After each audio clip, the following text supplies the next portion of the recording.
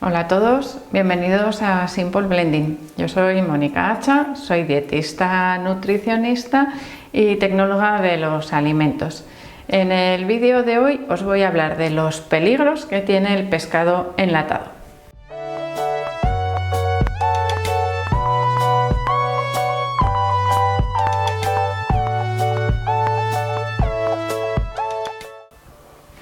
En el vídeo de hoy vamos a hablar de conservas de pescado, una cosa muy concreta, ¿verdad? Como muy específica. Bueno, ya sabéis que muchísimas veces os recomiendo que tengáis una buena despensa saludable que incluya también las conservas, tanto vegetales, de legumbres, como de pescado. Pero hoy voy a hablaros de la parte mala, por decirlo de alguna manera, de los riesgos o de los peligros que puede tener ese consumo de pescado en conserva para que lo valoremos, porque todo es relativo. Ya sabéis que en el tema de la alimentación yo siempre digo que no hay blancos y negros, que todo depende de cada persona, de su situación y de sus requerimientos y de sus necesidades. El consumo de pescado en lata o de pescado en conserva no es malo por sí mismo, pero sí tiene o conlleva ciertos riesgos, al igual que cualquier otro tipo de conserva, porque no sé si os suena que las conservas vegetales, especialmente las caseras, pero no solo las caseras, que puede ocurrir también en las industriales por un fallo en ese proceso térmico, ¿no?, de esterilización, por ejemplo, de los envases o de limpieza. Y se trata del botulismo. El botulismo es un grave riesgo de las conservas vegetales. ¿Y alguno dejamos de comer conservas vegetales por ese riesgo? Bueno, pues creo que no. Tenemos ciertas precauciones. Latas que no estén abolladas, las abolladas se rechazan, es decir, ciertas precauciones para evitar botes que no tengan bien hecho el vacío. Bueno, vamos ahora al caso de las conservas de pescado. Las conservas de pescado generalmente son de pescado azul, de atún, de bonito, de anchoas, de sardinas, caballa, salmón. Actualmente también se pueden conseguir conservas de salmón, es decir, hay bastante variedad dentro de esos pescados para conseguir diferentes especies de pescado. ¿Y esto por qué os lo cuento? Bueno, pues porque os voy a hablar de algunos riesgos asociados principalmente a algunas especies, no a todas, aunque en algún caso sí nos podría afectar a todas por el tipo de envase que se utilice. Pero bueno, no voy a hablar así como en clave, vamos a ir poco a poco viendo esos posibles riesgos. Primer riesgo sería el consumo de, vamos a decir, una dosis extra de histamina, ¿no? En los pescados, especialmente pescados azules, puede ocurrir tanto en pescados de gran tamaño como de pequeño tamaño, aunque lo más frecuente suele ser en los túnidos. Atún rojo, atún amarillo, bonito, cualquier variedad de túnido tiene, vamos a decir, debemos manipularlo antes de conservar de manera adecuada para evitar que se produzca un exceso de histamina en ese pescado. ¿Cómo se produce principalmente ese exceso de histamina? Por conservar el pescado mal, es decir, a una temperatura superior a la habitual. ¿Qué ocurre? Que en las conserveras están continuamente habiendo zonas en las que hay vapor de agua, calor, se hierven las conservas para esterilizarlas, y si ese pescado crudo, que es donde se produce la histamina, no en el pescado cocinado, solo en el crudo, está cerca de esas zonas de más calor, pues es posible, si está demasiado tiempo, que se produzca esa histamina.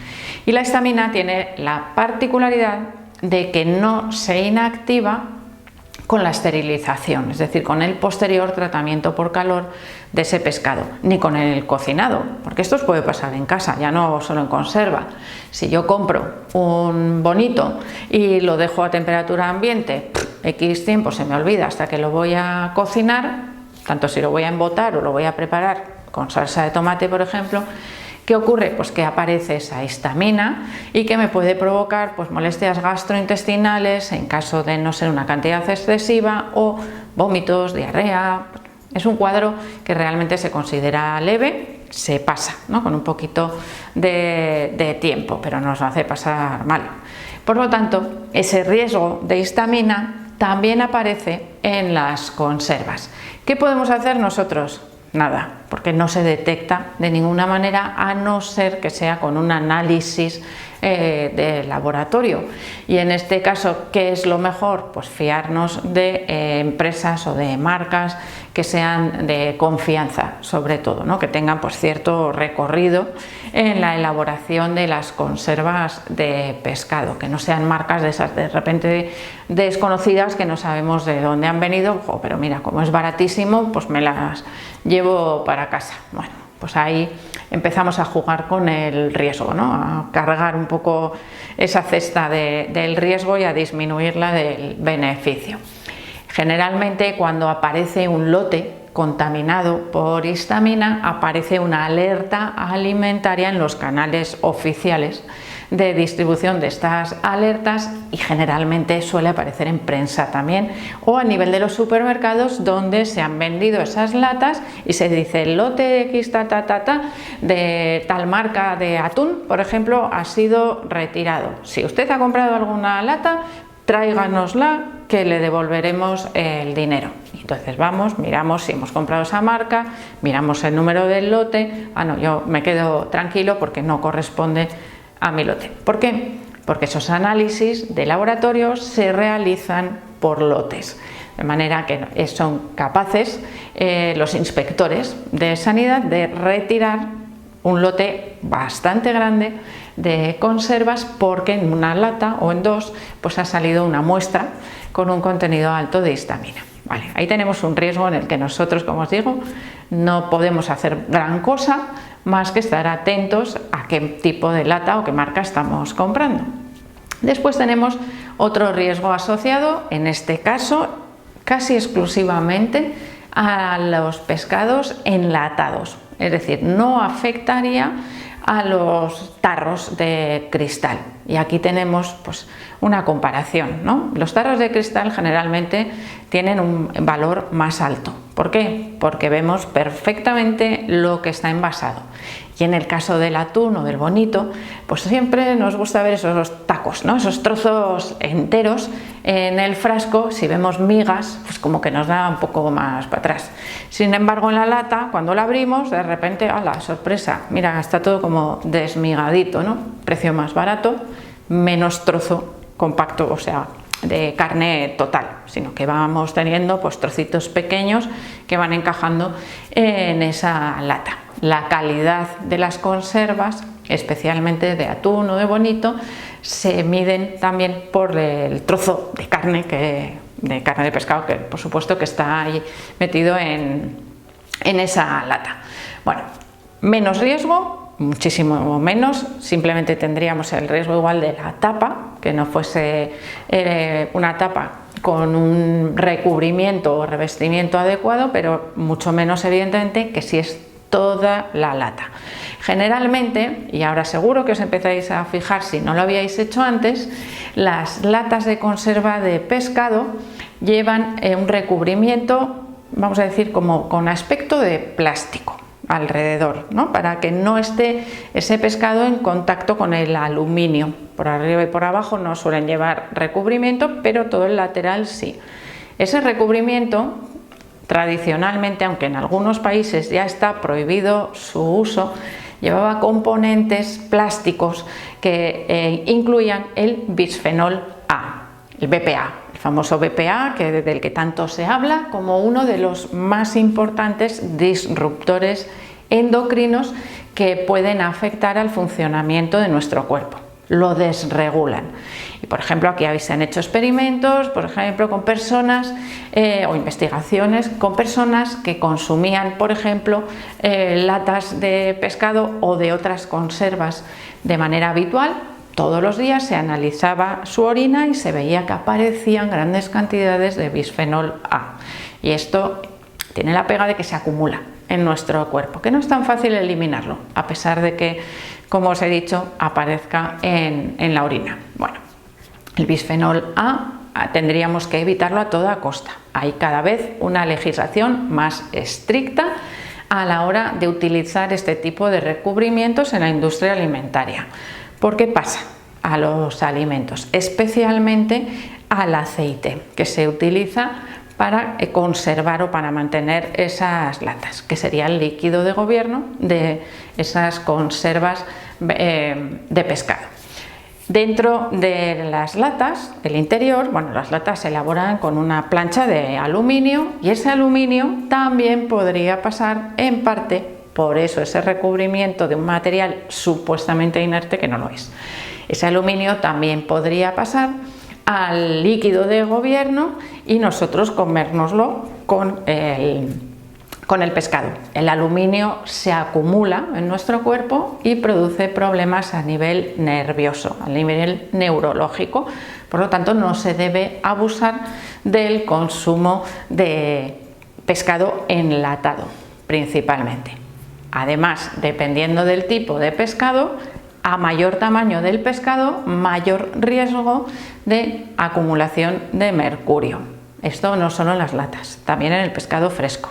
Ya sabéis, y si no lo sabéis, os lo digo ahora, que el pescado de gran tamaño no se recomienda, es decir, se debe evitar en mujeres embarazadas, en niños pequeños, bueno, y no tan pequeños, en menores de 10 años.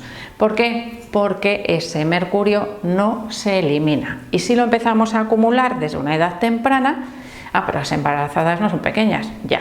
Pero es que el mercurio atraviesa la barrera placentaria y puede llegar al bebé directamente desde la circulación sanguínea de la madre. Por lo tanto, la madre también debe evitar el consumo de esos pescados enlatados o pescados frescos de gran tamaño durante todo el embarazo, y yo añadiría también que la lactancia, porque evidentemente el recién nacido tampoco estaría incluido, o sí, está incluido en ese grupo de riesgo, por supuesto. Así que aquí ya vemos que tenemos varios riesgos. Pues dejo de comer pescado en lata. Bueno, pues es que mejor que la lata es el frasco de cristal. Y además, si os fijáis, en las latas es obligatorio poner la variedad del pescado o del atún, sobre todo, que estamos consumiendo, pero ¿quién me dice a mí qué tamaño tiene ese atún? Si a mí me ponen que es un yellowfish o un atún amarillo, pues yo no sé qué tamaño tiene, y a mayor tamaño, mayor acumulación de mercurio. Los bonitos, bonito blanco, bonito del norte, aquí parece que estoy haciendo publicidad de mi tierra, bueno, son de menor tamaño. Como mucho podrían tener, pues, vamos a decir, unos 10, 12 kilos cuando se embotan. Es decir, no es un tamaño tan grande como un atún que podría superar los 100 kilos de peso. La diferencia es bastante considerable, por lo tanto, menos riesgo. Y aún menos riesgo si consumimos pescado de pequeño tamaño, sardinillas, por ejemplo, que son las que más se recomiendan en esas conservas de pescado. Con tanta cosa negativa que os acabo de contar, igual se os quitan las ganas de comer el pescado azul envasado, enlatado. ¿Qué ocurre? Que, como os he dicho al principio del vídeo, tenemos que poner en nuestra balanza el riesgo-beneficio. ¿Por qué? Porque hay personas que si no comen pescado en forma de conserva, no lo comen nunca. Y en esos casos, los ácidos grasos omega 3 que obtenemos del pescado azul no los obtendríamos. Evidentemente podemos echar mano de una suplementación, ¿no?, que cubra esos requerimientos, pero la falta de omega 3 en nuestro cuerpo también produce muchos problemas de salud y, por lo tanto, tenemos que poner en la balanza ese consumo de pescado y el consumo de, y esos riesgos-beneficios que puede tener tanto fresco como enlatado, dependiendo de nuestra edad, de nuestros requerimientos y del uso o del tiempo que dispongamos también, por supuesto, para cocinar. Así que todo es relativo, ¿no? Sí es verdad que tenemos que ser conscientes de esos riesgos. Yo ni se me ocurriría recomendar, ni yo comería nunca una lata de pescado o ni siquiera un frasco de bonito del norte al día, porque puede aumentar mucho mi riesgo. ¿Qué ocurre? Que si lo tomo una vez al mes o una vez a la semana ya me parecería mucho, pero una vez al mes o cada 15 días, como una de las raciones de pescado, pues igual no tengo problemas, sobre todo eligiendo pescado pequeño o envasado en tarro de cristal. Reduzco muchísimo esos riesgos.